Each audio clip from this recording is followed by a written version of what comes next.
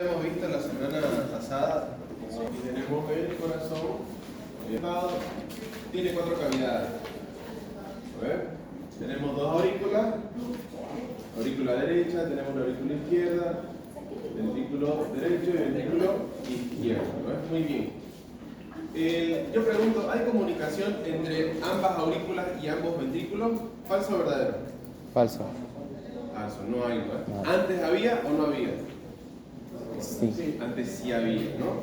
Y tenemos una cicatriz que es la ventana oval, ¿no? Es una cicatriz que hay entre ambas aurículas, ¿no? Porque antes sí había la comunicación, ¿ya? Pero ahora no. Pero hay comunicación entre aurículas y ventrículos, ¿falso o verdadero? Verdadero. Verdadero. ¿Cómo se comunica la aurícula derecha con el ventrículo derecho? Con la tricúspide. ¿La qué? La válvula válvulas, tricúspide. ¿no? Muy bien, la válvula tricúspide. Y entre la aurícula y el ventrículo izquierdo, Válvula mitral. mitral o bicúspide. Muy bien. Ya. Ok. ¿Qué vasos son los que llegan a las aurículas? Porque el corazón no está totalmente aislado. Tiene comunicación con el aparato vascular. Ya, ella dice aorta. ¿Qué vasos llegan a la aurícula? Tanto derecha como izquierda. Venas pulmonares. Ya, venas pulmonares, ¿a dónde llega? ¿A la A derecha o a la izquierda? A la izquierda. A la izquierda. ¿Cuántas venas pulmonares son? 4. Muy bien. Vamos a poner aquí 4, ¿ya? Una de cada pulmón, digamos. A ver, vamos a hacerlo más grande. ¿Y a la aurícula derecha qué le llega? Las cavas. Las cavas, ¿no? Cava superior, cava inferior, ¿no? Muy bien. La superior prácticamente es cabeza y extremidades superiores. Y la cava inferior es todo el tronco y miembros Inferior. inferiores, ¿no? ¿Ok? ¿Ellas tienen algún tipo de válvula o no? Las semilunares. No. No. Su caída es libre. ¿Ya? En cambio, los ventrículos se comunican con qué vasos. A ver, el ventrículo derecho. ¿Cuál es el vaso que se conecta con él? La arteria pulmonar. Muy bien, la arteria pulmonar, que primero sale una, ¿no ves? Y la comunicación va a ser por las válvulas semilunares, ¿no ves? Ok. Y esta se ramifica ¿en cuántas? 2, ¿no ves? Para cada rojo. Muy bien. ¿Está bien? Y el ventrículo izquierdo igual va a tener válvula semilunar y se va a comunicar con la arteria Aorta. aorta, ¿no? Y de esa aorta dijimos que los primeros vasos que salen son las arterias. No. ¿Cuál es el primer tejido que recibe oxígeno? Que recibe sangre oxigenada. El corazón. A través de las arterias. Coronaria. Pregunta de examen en todo el mundo. Muy bien, aquí tenemos la aorta. Y la aorta va a ir a todo cuerpo, ¿no? Prácticamente. Muy bien, prácticamente así sería la distribución, podríamos decir, anatómica. Ya vemos, esto nos queda claro, ¿no? De todas formas, no está de más que volvamos a repasar la circulación mayor y menor. Dijimos que la aorta se comunica todo a los tejidos, ¿ves? Con sangre oxigenada. Y le devuelve a la aurícula derecha sangre desoxigenada, ¿ves? Muy bien. De la aurícula derecha pasa al ventrículo izquierdo, el derecho, la sangre desoxigenada, y este lo va a mandar al pulmón para que haya la hematosis, ¿no ves? Muy bien. Entonces, este dióxido de carbono se va y va a ingresar oxígeno, ¿no ves? Y el oxígeno va a venir por las venas pulmonares a la aurícula izquierda y de ahí va a pasar al ventrículo izquierdo y se repite, ¿no? Esta dijimos que era circulación menor y esta es la mayor. ¿Cuál tendrá más presión? La mayor. La mayor, ¿verdad? La mayor, muy bien. Entonces, esa es la gran diferencia que hace que el ventrículo izquierdo tenga más musculatura. ¿Ya? Si usted se recuerda cuando hacía su práctica en anatomía, la pared ventricular derecha era bastante delgada. ¿Ya? A pesar de que tiene 3 válvulas, sigue siendo una pared muy delgada, ¿no? ¿Por qué? Porque el pulmón no necesita que la sangre llegue con tanta presión, ¿ya? A diferencia, por ejemplo, del ventrículo izquierdo, porque el ventrículo izquierdo sabemos que lo que sigue es la aorta, ¿no? Y la aorta, al igual que cualquier vaso sanguíneo, tiene mucha resistencia, que nosotros lo conocemos como resistencia vascular, que generalmente puede ser periférica, en este caso central, ¿no?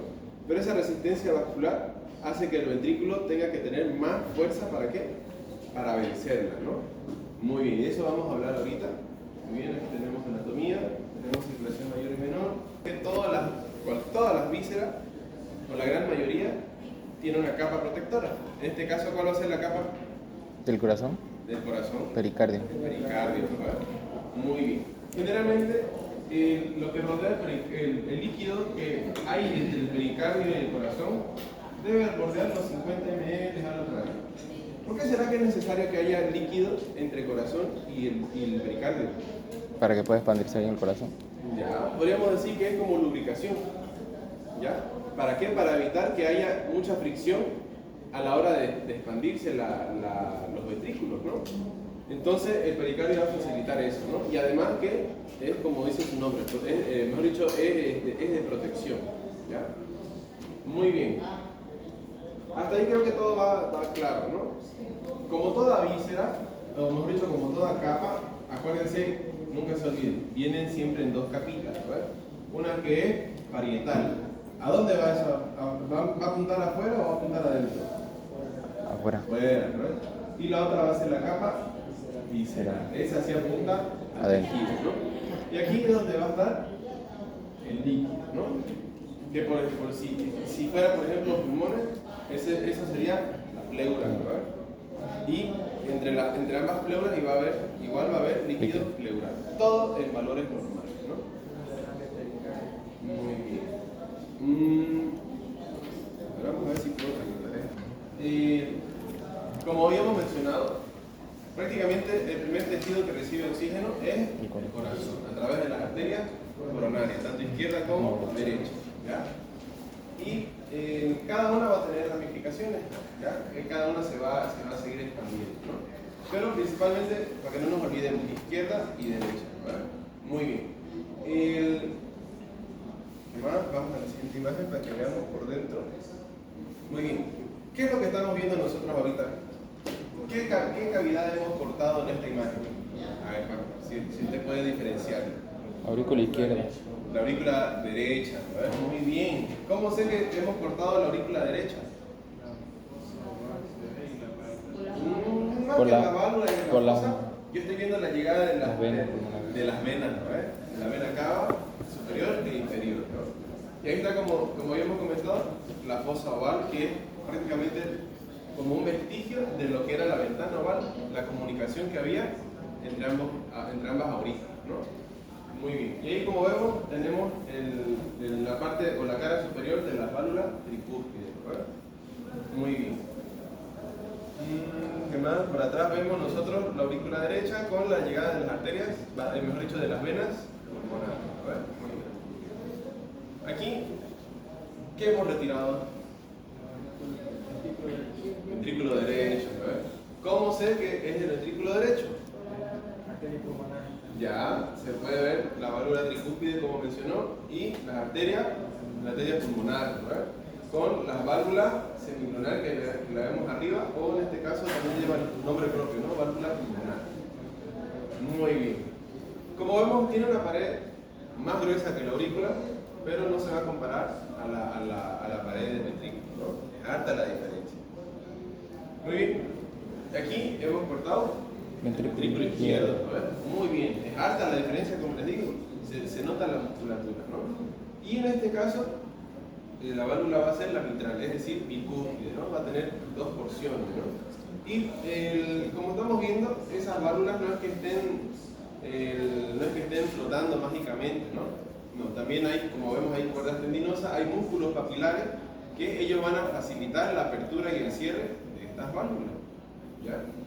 Muy bien. Por la parte superior estamos viendo que ahí se encuentra la aurícula izquierda, ¿no? Con la llegada de las 4 venas pulmonares, ¿no? Y ese seno coronario que vemos ahí, prácticamente, ¿saben la diferencia entre una vena y un seno, ¿no? Prácticamente el seno es como una vena, pero muy dilatada, ¿no? Es decir, tiene bastante flujo sanguíneo, a diferencia de una vena. ¿ya? Es como que fuera un conglomerado, o ¿cómo le podemos decir acá? ¿No es que a veces tenemos riachuelos y todos confluyen a un río principal, ¿verdad? Ese río principal sería considerado el seno, ¿ya? Muy bien. Sigamos avanzando porque es solo para recordar las imágenes. Ya. Aquí hemos quitado también lo que es la aurícula izquierda. Y prácticamente, como vemos, la pared no se compara a la de los ventrículos. ¿Por qué? Porque a pesar de que sigue siendo el músculo cardíaco como tal, no todas las cavidades van a tener la misma presión. Y eso es lo que vamos a ver ahorita cuando veamos la parte de fisiología. ¿Ya? Y aquí, para recordar un poquito la irrigación, habíamos comentado que de la aorta salen las dos arterias, ¿no? Tanto la coronaria derecha como izquierda.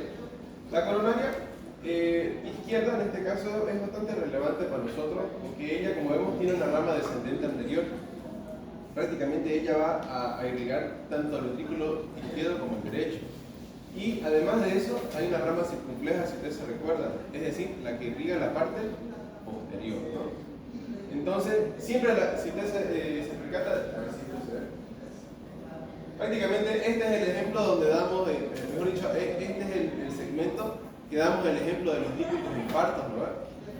Sí, este sector de acá. Cosa que siempre en nuestros dibujos, para que sea más didáctico, hacemos el bloqueo de este nivel del vasito, todo esto se queda con isquemia, ¿no? Si es que ha sido transitorio. Y si es que el bloqueo continúa, prácticamente todo este sector se necrosa, ¿no? Es lo que conocemos como infarto, ¿no? Muy bien. Otra cosita más para recordar, el sistema de conductibilidad, ¿no? El sistema de conexión cardíaca. Como habíamos comentado, el corazón es como Santa Cruz, es autónomo, ¿no? Pero al mismo tiempo comentamos que nosotros nos vemos, podríamos decir, las influencias del país igual nos van a afectar.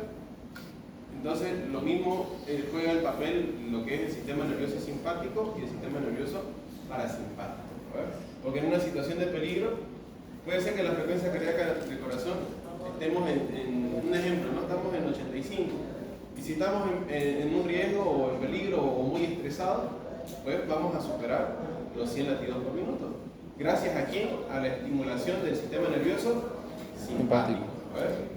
Muy bien. Pero si nosotros estamos a punto de dormir, por ejemplo, si estamos bastante relajados, va a haber una estimulación, en este caso del parasimpático, lo que va a hacer que el corazón disminuya su frecuencia cardíaca. Lo más probable es que esté bordeando los 60, ¿no? Quizás no tanto como para hacer bradicardia, pero sí disminuye la frecuencia cardíaca. Por esa razón, no es nomás provocar los reflejos, o sea, mejor dicho, hay que respetar los reflejos vasovagales, ¿ya? Cuando usted está haciendo el masaje, ¿no ves? En el cuello, tiene que cuidar de no sobreestimular el seno carotídeo. ¿Por qué? Porque usted va a estimular al nervio vago, ¿no? Y sabemos que el vago prácticamente es el rey del parasimpático, ¿ya? Muy bien. Igual los famosos choques de calor que ustedes ven en los futbolistas, ¿no ves? En ellos hay una sobreestimulación del simpático por tanta, podríamos decir, por superar sus propios límites, ¿no? Entonces, se sobreestimula el parasimpático. ¿Y qué es lo que hace el parasimpático, dijimos? Disminuye la frecuencia cardíaca, ¿no? Si se lo estimula por demás, incluso puede llegar a provocar una parada cardíaca, ¿no? Incluso no sé si vieron el que tomó agua fría y después cayó, ¿no? Salió hace como unos 3 o 4 meses, ¿no? Igual, sobreestimulación del nervio vago. Muy bien. Es por eso que a las personas que están con hipotermia o digamos frío, no sé, a mí no es bueno darle algo caliente porque tenemos tendencia a decir, ay, para el frío tomar algo caliente. Claro, claro. O sea, los cambios bruscos de temperatura pueden provocar ese tipo de reflejos vasovagales, ¿no? Y no solo porque va a estimular este nivel, ¿no? En general, ¿no? Pero sí, hay que tener cuidado de eso, ¿no? Y por último, hay que saber cómo reaccionar igual, ¿no? Muy bien. Si vamos recordando la misma conductividad del corazón, habíamos comentado que teníamos un nódulo sinusal, ¿verdad? Muy bien. Lo tenemos en la aurícula derecha o izquierda. Derecha. Derecha, ¿verdad? Muy bien. De esa aurícula derecha se va a comunicar con otro nódulo, que va a ser el aurículo Ventricular. ventricular. Cada uno podríamos decir que tiene como una función de marcapaso, solo que el que lleva la batuta va a ser el nódulo sinusal.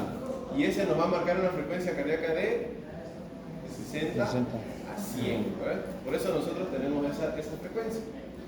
¿Ya? Muy bien. En cambio, el nódulo auriculoventricular, ¿cuánto es la frecuencia que marca generalmente? Si usted se acuerda del oficio, va a ser de 40 a 60, ¿no? Muy bien. ¿Y la fibra de Purkinje? Menor a 40, ¿no? Pero el que lleva la batuta, dijimos, es el nódulo sinusal. Él es el marcapaso fisiológico, ¿no? Muy bien. Entonces, entre ambos nódulos va a haber fibras internodales que se van a comunicar uno con otro. Cosa que el estímulo comienza desde la aurícula derecha y este va a comenzar a llegar hasta, podríamos decir, la división de las aurículas y los ventrículos, ¿no? Que es ahí donde se encuentra ese nódulo. Entonces, en ese trayecto va a estimular a lo que es la aurícula, ¿ya? ¿Y cómo lo vamos a saber nosotros? Cuando lo vemos en un electrocardiograma, ¿no?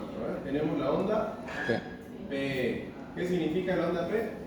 Contracción de las aurículas. De las aurículas. Muy bien. ¿Por qué de las aurículas? Porque estamos viendo que el nódulo sinusal se encuentra en la parte, podríamos decir, superior del corazón, ¿no? Entonces, por eso primero estimula a las aurículas. Por más que la aurícula no tenga la misma musculatura del ventrículo derecho, igual recibe, podríamos decir, ese estímulo eléctrico, ¿ya? Y eso lo vamos a ver si es que nos alcanza el tiempo. Ya. Después vamos a ver que del nódulo auriculoventricular va a haber una rama que es un haz de His, que así se lo conoce, y después del haz de His se va a partir en dos ramas, ¿no? En una rama que es derecha y una rama que es izquierda, ¿no? Prácticamente eso es lo que va a generar la contracción de quién? De los ventrículos, ¿no? Entonces, si al contraerse el ventrículo derecho, la sangre pasa a los pulmones, y el izquierdo, cuando se contrae, la sangre va a los tejidos, ¿no? Y eso me va a generar un complejo en el electrocardiograma, ¿ya? Muy bien, vamos a tener una deflexión que va a ser la onda Q. Muy bien, de ahí vamos a tener una onda positiva, que en este caso va a ser la ¿no? Y vamos a tener otro descenso, ¿no? Que va a ser la onda S. Y este es el famoso complejo QRS. ¿Qué me indica eso? Que hay despolarización de quién? De los ventrículos, ¿no? Y si se despolariza, lo más probable es que se contraiga, ¿no? Muy bien. Ahora, no podemos vivir en contracción. En algún momento tiene que haber relajación. Es decir, no podemos vivir haciendo sístole toda la vida. Tenemos que hacer sístole y luego diástole. ¿Y dónde está la diástole auricular acá? En la onda T. Ya, no. A ver, ¿quién da más, quién da menos? Estamos aquí para recordar y aprender, no pasa nada. Resulta que la onda, mejor dicho, que la repolarización de las aurículas debería estar a este nivel. Pero, como el ventrículo izquierdo es tan masivo, tan grande, prácticamente lo está tapando. Suceden al mismo tiempo, ¿ya? Cuando hay sístole ventricular, debería haber diástole auricular, ¿verdad? Entonces es como que ambas están cuando una se cierra, la otra se abre y así sucesivamente, ¿verdad? O cuando una se contrae, la otra se relaja. Bueno, entonces esto está sucediendo. Prácticamente no se la ve porque tenemos el complejo QRS, ¿no? Pero después vamos a tener otra onda, que es la onda T. Y esa sí me indica la repolarización de los ventrículos, ¿no? Muy bien. Y ya después volvemos a tener la onda P, ¿ya? Entonces esto lo vamos a ir recordando la siguiente semana. Les encargo si vayan leyendo. Si nosotros dominamos la parte fisiológica, va a ser fácil entender las patologías, y las patologías están bonitas. En la otra clase dimos el adelanto, ¿no? Hay cardiopatía isquémica, hay insuficiencia cardíaca, vamos a ver trastornos de la conductibilidad, vamos a ver las arritmias. Entonces, para eso tenemos que tener una mejor base, ¿no? Y como estamos viendo ahí, Muchas veces representa la onda U, pero es muy... Yo le digo, en la vida real no la he visto yo, ¿no? Muy bien. Ahora, hay algo interesante aquí. Nosotros sabemos que para que haya despolarización tiene que haber, por decir, la entrada de sodio a la célula. Y para que haya repolarización tiene que ser, en este caso, el potasio, ¿no? Muy bien. Ahora, sucede algo interesante, como vemos ahí en la curva, en la derecha vamos a ver que cuando es de la aurícula, no va a ser complicado. Aquí vamos a ver cómo hay la apertura de canales de sodio y va a haber apertura de canales de potasio, ¿no? Lo que genera la onda, mejor dicho, la onda positiva y la onda negativa, es decir, la estimulación y luego la inhibición.